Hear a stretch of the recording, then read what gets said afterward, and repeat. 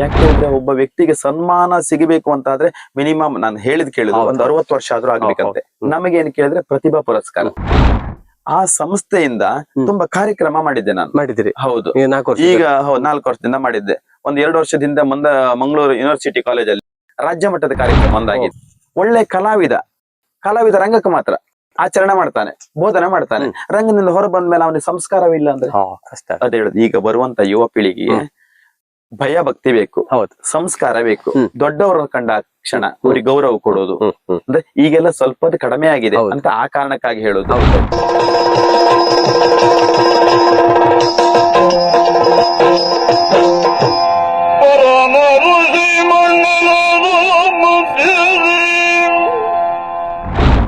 ಆತ್ಮೀಯ ವೀಕ್ಷಕರಿಗೆ ಭಾವಸ್ಪಂದನ ಕಾರ್ಯಕ್ರಮಕ್ಕೆ ಪ್ರೀತಿಯ ಸ್ವಾಗತ. ಕಳೆದ 6 ದಿನಗಳಿಂದ ವಂಡರ್ ಗೋವಿಂದ ಸರ್ ಅವರ ಕಾರ್ಯಕ್ರಮವನ್ನ ಪ್ರಸಾರ ಮಾಡ್ತಿದ್ದೇವೆ. ಈ ಎಪಿಸೋಡ್ ಅಲ್ಲಿ ಅವರ ವಿಷಯದ ಬಗ್ಗೆ ಬಹಳಷ್ಟು ಮಾತಾಡ್ಲಿಕ್ಕಿದೆ. ಹಾಗೆ ಅವರಿಗೆ ಭಾವಸ್ಪಂದನ ಕಾರ್ಯಕ್ರಮಕ್ಕೆ ಪ್ರೀತಿಯ ಸ್ವಾಗತ. ಸರ್, ತಮಗೆ ಪ್ರೀತಿಯ ಸ್ವಾಗತ ಸರ್. ಭಾವಸ್ಪಂದನ ಕಾರ್ಯಕ್ರಮಕ್ಕೂ ನಿಮಗೂ ವಂದನೆ. Thank you sir. Sir, Yakshagana ರಂಗ ಬಹಳಷ್ಟು ವರ್ಷಗಳಿಂದ ಯಕ್ಷಗಾನ ಕ್ಷೇತ್ರದಲ್ಲಿ ತಾವಿದ್ರಿ, ಸೇವೆ ಸಲ್ಲಿಸ್ತಿದ್ರಿ, ಜನರ ಮನರಂಜನೆ ಮಾಡ್ತಾ ಇದ್ರಿ. ಈ ಮನರಂಜನೆ ಮಾಡಿದ ಫಲವಾಗಿ ತಮಗೆ ಲಭಿಸಿದಂತ ಪ್ರಶಸ್ತಿ ಪುರಸ್ಕಾರಗಳ ಬಗ್ಗೆ ಒಂದೆರಡು ಮಾತು.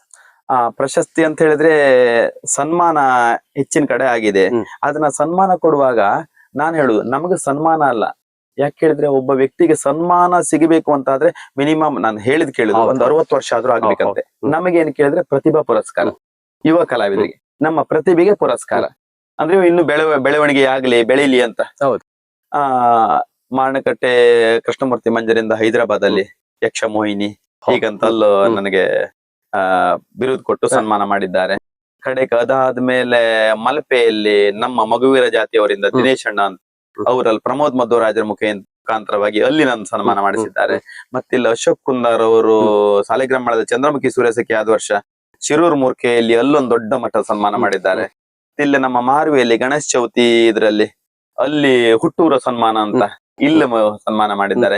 ಅಂದ್ರೆ ಹೀಗೆ ತುಂಬಾ ಸನ್ಮಾನ ಎಲ್ಲ, ತುಂಬಾ ಪ್ರತಿಭಾ ಪುರಸ್ಕಾರ ತುಂಬಾ ಕಡೆ ಆಗಿದೆ.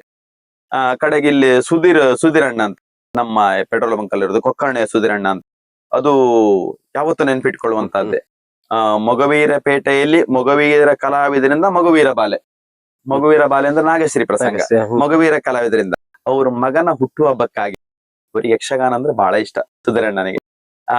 ಮಗುವೀರ ಕಲಾವಿದರಿಂದೇ ನಾಗಶ್ರೀ ಪ್ರಸಂಗ, ಆ ಪ್ರಸಂಗ ಅಲ್ಲಿ ನನಗೂ ಕಿರಾಡಿ ಪ್ರಕಾಶ್ರಿಗೂ ಕಡೆಗೆ ನಮ್ಮ ಕೋಟ ಸುರೇಶಣಿ 3 ಜನ ದೊಡ್ಡ ಮಟ್ಟ ಸನ್ಮಾನ. ಅಲ್ಲಿ ನಮಗೆ ಸನ್ಮಾನ ಮಾಡುವಾಗ ಪ್ರತಿಭಾ ಪುರಸ್ಕಾರ ಮಾಡುವಾಗ ಬರೀ ಸನ್ಮಾನ ಮಾತ್ರ ಅಲ್ಲ, ಶಾಲು ಮತ್ತು ಹಣ್ಣು ಹಾರ ಮಾತ್ರ ಹಾಕಿ ಅಲ್ಲ, ಒಳ್ಳೆ ರೀತಿಯ ಸಂಭಾವನೆ ಕೊಟ್ಟಿದ್ದಾರೆ. ಆ ರೀತಿಯ ಒಳ್ಳೆಯ ಸನ್ಮಾನ, ಇಂಥದ್ದೆಲ್ಲ ಸನ್ಮಾನ ತುಂಬಾ ಆಗಿದೆ. ಎಲ್ಲ ಅಂದ್ರೆ ಹೇಳಲಿಕ್ಕೆ ಆಗೋದಿಲ್ಲ, ನೆನಪಾಗೋದಿಲ್ಲ, ಕೆಲವಷ್ಟು ನೆನಪಿರ್ತದೆ. ಖಂಡಿತ ಹಾಗೆ ಇಂತಹ ಸನ್ಮಾನ ಎಲ್ಲ ತುಂಬಾ ಕಡೆ ಆಗಿದೆ. ಸಾಲಿಗ್ರಾಮ ಮೇಳದಲ್ಲಿರುವಾಗ ಆಗಿದೆ, ಮಳೆಗಾಲದಲ್ಲಿ ಆಟ ಆಗುವ ಬೆಂಗಳೂರು, ಡೆಲ್ಲಿ, ಹೈದರಾಬಾದ್ ಇಂಥ ಕಡೆ ಎಲ್ಲ ಆಗಿದೆ.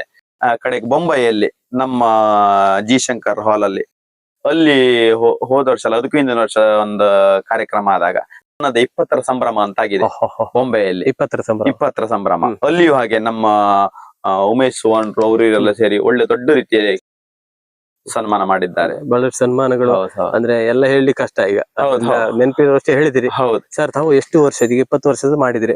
ಎಷ್ಟು? 23ನೇ ವರ್ಷ. 23ನೇ ವರ್ಷ. 2 ವರ್ಷ ಆದ್ರೆ ಸರ್ 25 ವರ್ಷ ಸಂಭ್ರಮ. ಏನಾರ ಐಡಿಯಾ ಇದೆಯಾ? ಇಲ್ಲ ಅದೇನು ಐಡಿಯಾ ಮಾಡಲಿಲ್ಲ.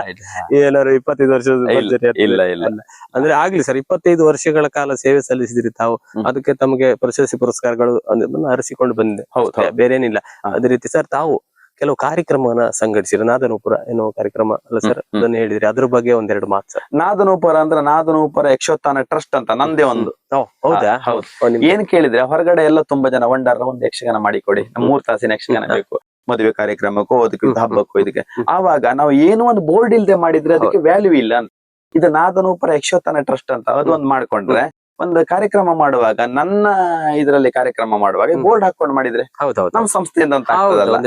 ಇದು 3-4 ವರ್ಷ ಆಯ್ತು ಸಂಸ್ಥೆ ಮಾಡಿ. ಅಂದ್ರೆ ಈ ಸಂಸ್ಥೆ ಮಾಡೋದಕ್ಕೆ, ನಂಗೆ ಟ್ರಸ್ಟ್ ಮಾಡೋದಕ್ಕೆ ಮೂಲ ಕಾರಣ ಯಾರು ಕೇಳಿದ್ರೆ ಶುಭಾಶಯ ಜೈನ್ ಅಂತ. ಅವರು ನನ್ ಇಂಟರ್ವ್ಯೂ ಮಾಡಿದ್ರೆ ಅದೇ ಟೈಮ್ ಅಲ್ಲಿ ಪರಿಚಯ ಆಗಿ ಹೀಗಂತ ಒಂದು ಹೇಳಿದಾಗ ಮಾಡ್ಬೇಕಂತಿದ್ದೆ ಅಂತ ಹೇಳಿದ್ರೆ ನಾನ್ ಮಾಡ್ಕೊಳ್ತೆ. ಇಮಿಡಿಯೇಟ್ಲಿ ನನಗೆ ಇದು ಮಾಡ್ಕೊಟ್ಟಿದ್ದಾರೆ ಅವರು. ಎಲ್ಲ ವ್ಯವಸ್ಥೆ ಅಂದ್ರೆ ಕಾಂಟ್ಯಾಕ್ಟ್ ಉಂಟು ಅವರಿಗೆ, ಅವ್ರು ಮಾಡ್ಕೊಟ್ಟಿದ್ದಾರೆ. ಆ ಸಂಸ್ಥೆಯಿಂದ ತುಂಬಾ ಕಾರ್ಯಕ್ರಮ ಮಾಡಿದ್ದೆ ನಾನು. ಮಾಡಿದಿರಿ? ಹೌದು, ನೀವು 4 ವರ್ಷ ಈಗ 4 ವರ್ಷದಿಂದ ಮಾಡಿದ್ದೆ. ಒಂದ್ 2 ವರ್ಷದಿಂದ ಮಂಗಳೂರು ಯೂನಿವರ್ಸಿಟಿ ಕಾಲೇಜಲ್ಲಿ ರಾಜ್ಯ ಮಟ್ಟದ ಕಾರ್ಯಕ್ರಮ ಒಂದಾಗಿದೆ.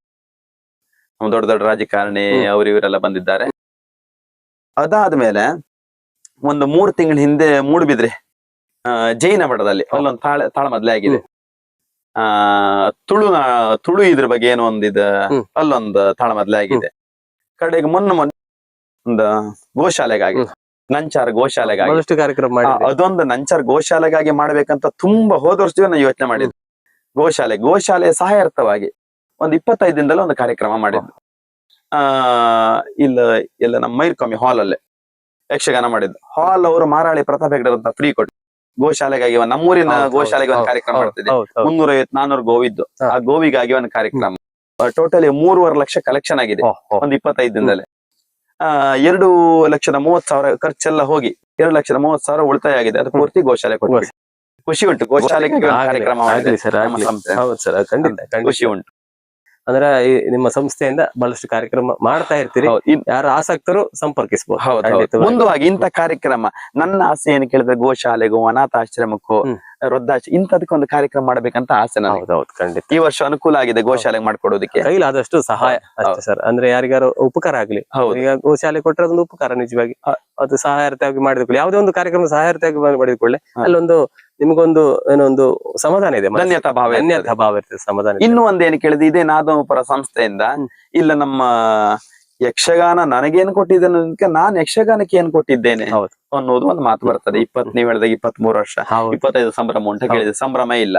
ನಾನ್ ನಾದನೂಪುರ ಸಂಸ್ಥೆ ಮಾಡಿ ನಮ್ಮ ಊರಿನವರಿಗೆ ಯಕ್ಷಗಾನಕ್ಕೆ ಸೇರ್ಬೇಕಂತಲ್ಲ, ಯಕ್ಷಗಾನದ ಬಗ್ಗೆ ಒಂದು ಆಸಕ್ತಿ ಇದ್ದವ್ರು ಯಕ್ಷಗಾನ ಕಲಿಬೇಕು ಅಂತ ಸಂಸ್ಥೆಯ ಮೂಲಕವೇ ಈ ವರ್ಷವೇ ಹೋದ ವರ್ಷ ಮಾಡ್ಬೇಕಂತ ಮಾಡಿದೆ. ಅದು ಅನುಕೂಲ ಆಗ್ಲಿಲ್ಲ.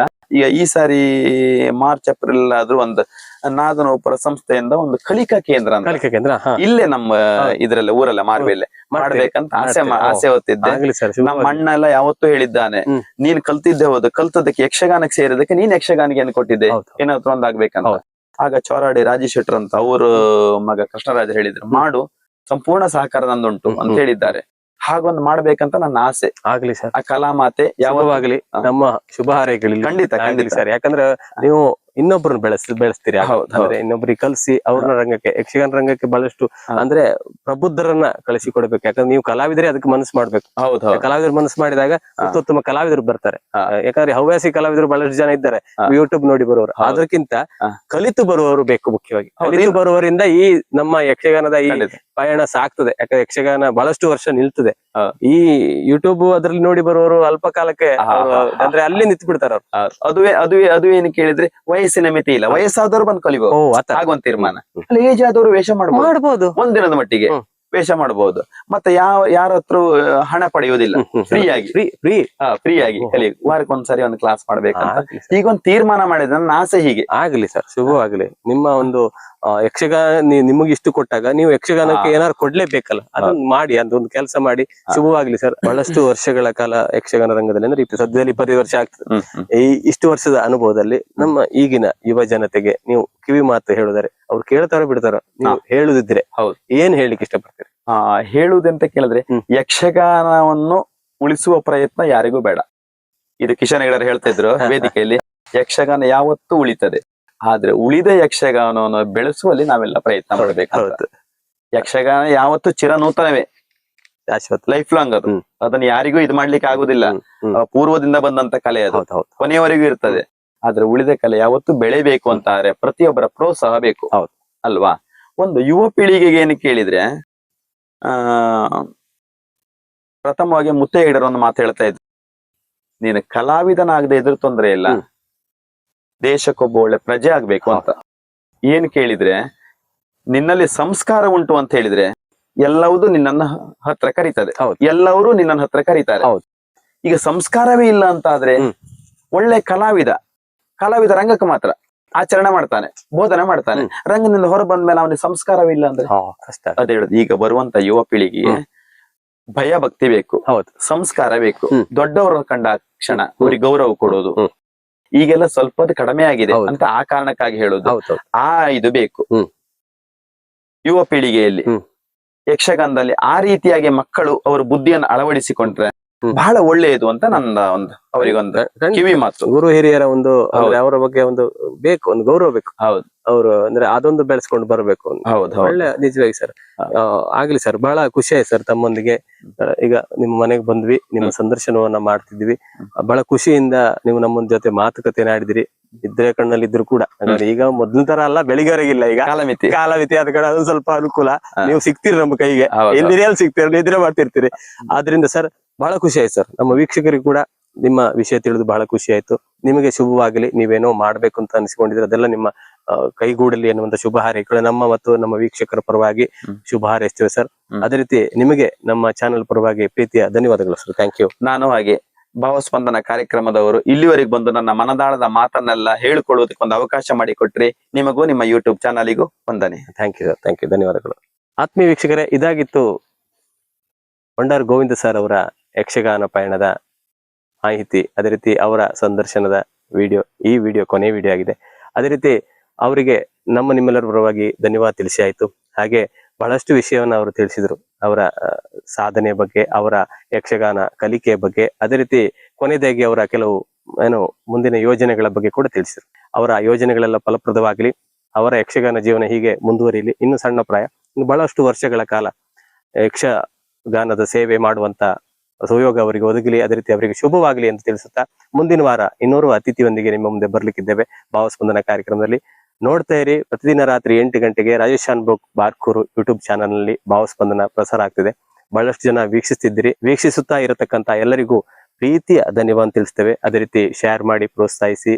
ಅದೇ ರೀತಿ ಕಲಾವಿದರ ಕಲಾಪಯಣದ ಬಗ್ಗೆ ತಿಳಿಸುವಂತ ನಮ್ಮ ಈ ಕಾಯಕವನ್ನ ನಾವು ಮುಂದುವರಿಸ್ತೇವೆ. ಎಲ್ಲರಿಗೂ ಪ್ರೀತಿಯ ಧನ್ಯವಾದ ತಿಳಿಸುತ್ತಾ, ಮುಂದಿನ ಹೊಸ ಎಪಿಸೋಡ್ ನೊಂದಿಗೆ ಭೇಟಿ ಆಗ್ತಾನೆ, ಹೊಸ ಅತಿಥಿಯೊಂದಿಗೆ ನಿಮ್ಮ ಮುಂದೆ ಬರ್ಲಿಕ್ಕಿದ್ದೇನೆ. ನೋಡ್ತಾ ಇರಿ ಭಾವಸ್ಪಂದನ. ನಮಸ್ಕಾರ. ಹೆಂಗೆ ತೇಣಿ ಕುಣಿ ತೈ ತೈ ತೈ